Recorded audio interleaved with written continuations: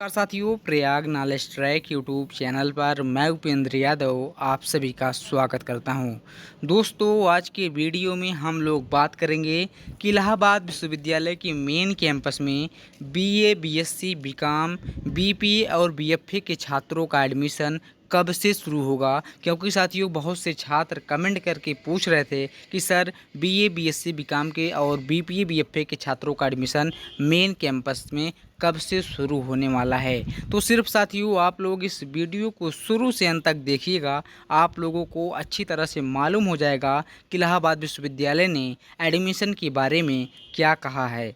तो साथियों, यदि आप लोग इस यूट्यूब चैनल पर नए हो तो प्लीज़ आप लोग इस चैनल को सब्सक्राइब कर दीजिए।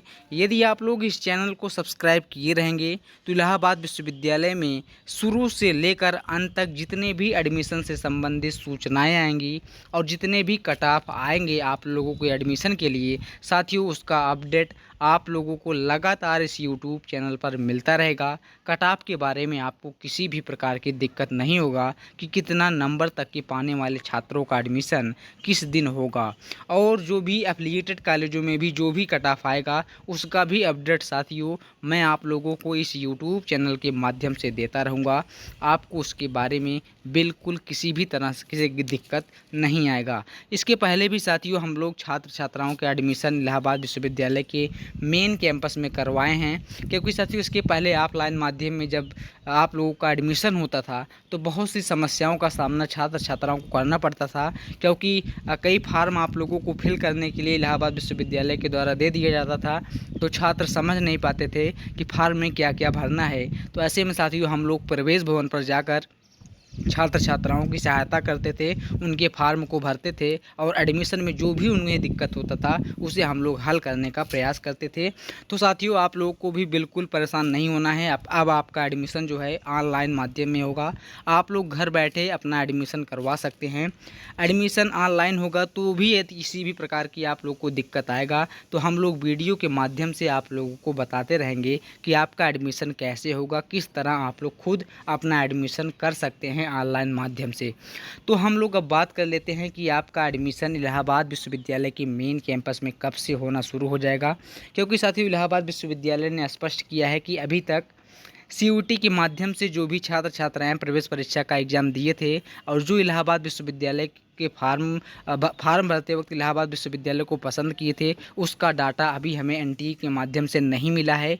फिर भी हम लोग सोच रहे हैं कि जल्द ही जो बीए, बीएससी, बीकॉम या कह सकते हैं कि जो यूजी के छात्र छात्राएं हैं, लगभग 17,000 छात्र छात्राओं का एडमिशन इलाहाबाद विश्वविद्यालय की मेन कैंपस में होगा यूजी के अंतर्गत। यानी कह सकते हैं कि जो BA, BSc, BCom, BPA, BFA और बीए एलएलबी, यहाँ साथियों बीए एलएलबी नहीं है, और बीए एलएलबी के छात्रों का एडमिशन मेन कैंपस में होने वाला है।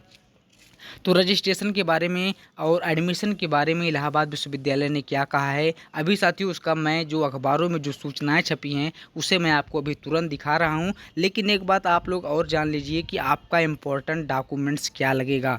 साथियों सबसे ज़्यादा इम्पोर्टेंट डॉक्यूमेंट्स है, यदि आपके पास ये डॉक्यूमेंट्स नहीं रहेगा तो आपका एडमिशन मेन कैंपस में नहीं हो पाएगा और उसके एफिलिएटेड कॉलेजों में भी नहीं हो पाएगा।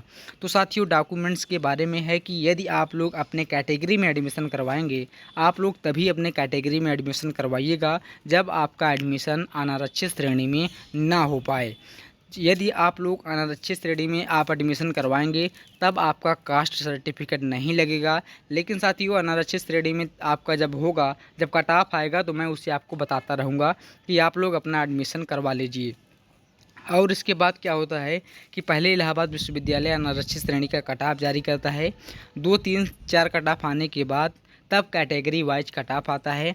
यदि आपका नंबर कम भी रहेगा तो आपके कैटेगरी में एडमिशन हो जाएगा। यानी ओबीसी से हैं तो ओबीसी कैटेगरी में आपका एडमिशन हो जाएगा, एससी हैं तो एससी में, एसटी हैं तो एससी कैटेगरी में।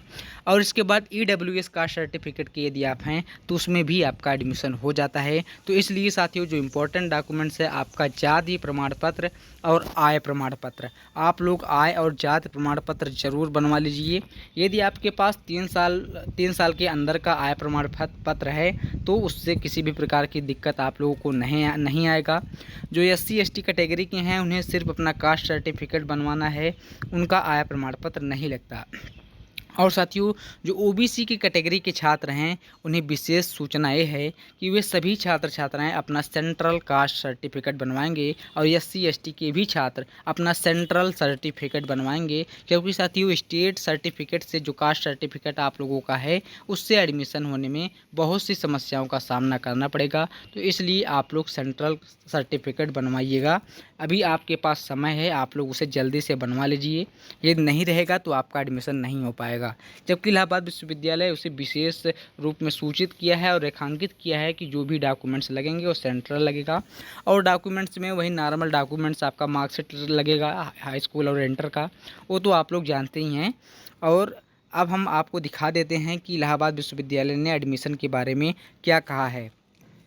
यूजी प्रवेश के लिए पंजीकरण इसी माह के अंत में होंगे शुरू। तो साथियों, इलाहाबाद विश्वविद्यालय ने स्पष्ट किया है कि यदि हमें इस महीने के अंत तक यदि CUET के माध्यम से हमें रिजल्ट नहीं मिलेगा तब भी हम लोग रजिस्ट्रेशन प्रक्रिया को शुरू कर देंगे।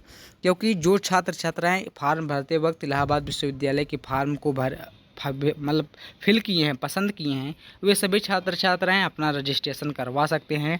जब रजिस्ट्रेशन प्रक्रिया पूर्ण हो जाएगा तब हम लोग कट ऑफ जारी करना शुरू कर देंगे उसी के आधार पर। यानी साथियों, जब आप लोग रजिस्ट्रेशन करवा लेंगे तो इलाहाबाद विश्वविद्यालय के पास इसका डाटा चला जाएगा कि कितने छात्र छात्राएँ इलाहाबाद विश्वविद्यालय को में एडमिशन लेने के लिए पसंद की हैं। इसके बाद उनका नंबर भी इलाहाबाद विश्वविद्यालय के पास चला जाएगा, तो उसी के आधार पर आपका कट ऑफ भी आना शुरू हो जाएगा। तो साथियों, ये चीज़ें आप लोगों को अच्छी तरह से मालूम हो गया होगा। अब आपको किसी भी प्रकार की ये दिक्कत हो तो आप लोग मुझे कमेंट में ज़रूर बताइएगा। और इस वीडियो के डिस्क्रिप्शन बॉक्स में आप लोगों को हमारे टेलीग्राम चैनल का लिंक भी मिल जाएगा, आप लोग वहाँ भी ज्वाइन कर लीजिए। वहाँ भी सारी सूचनाएं आपको आसानी से मिलती रहेंगी। तो साथियों, वीडियो को देखने के लिए बहुत बहुत धन्यवाद।